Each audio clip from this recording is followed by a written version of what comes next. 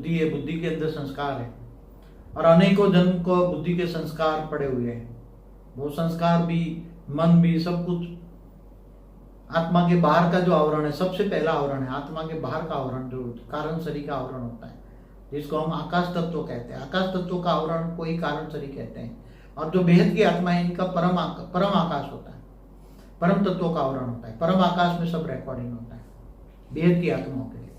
तो जो आकाश तत्वों में माना कारण शरीर जो है, कारण शरीर, सूक्ष्म शरीर, स्थूल शरीर, तीन शरीर बेहद हमेशा उनका ज्ञान दिया हुआ है। कारण शरीर पर एक वीडियो भी है। तो ये सब चीजें जन्मों जन्म आत्मा के साथ जाती है। आत्मा के साथ कारण शरीर हमेशा जाता है। और वो चाहे काम, क्रोध, लोभ, मोह, अहंकार, ये सभी चीजें धीरे धीरे धीरे एक्यूमुलेट होती हैं, हर जन्म में धीरे धीरे बढ़ती जाती हैं, क्योंकि इन वासनाओं पर कंट्रोल नहीं करते। ये जो 5 विकार है उनको हम वासना कहते हैं। अब विकारों पर कंट्रोल नहीं कर सकते, इसलिए मन कंट्रोल में नहीं आता। मन को कैसे कंट्रोल करें? उसकी इन सभी चीजों को विनाश करने के लिए अब सब कोई अपने अपने इष्ट देव को याद करते हैं। अब जो भी इष्ट देव है, देवी देवताओं की पूजा करते हैं। अब देवी देवताओं के पास तो पावर है ही नहीं। मैंने कई वीडियो में बोला है, वो देवी देवता सब मनुष्य बन चुके हैं, इनके पास पावर नहीं है।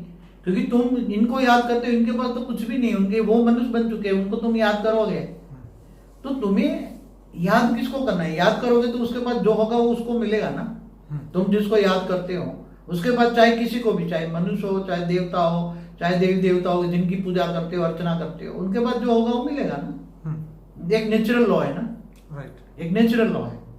जिनको तुम याद करते हो, याद माना योग।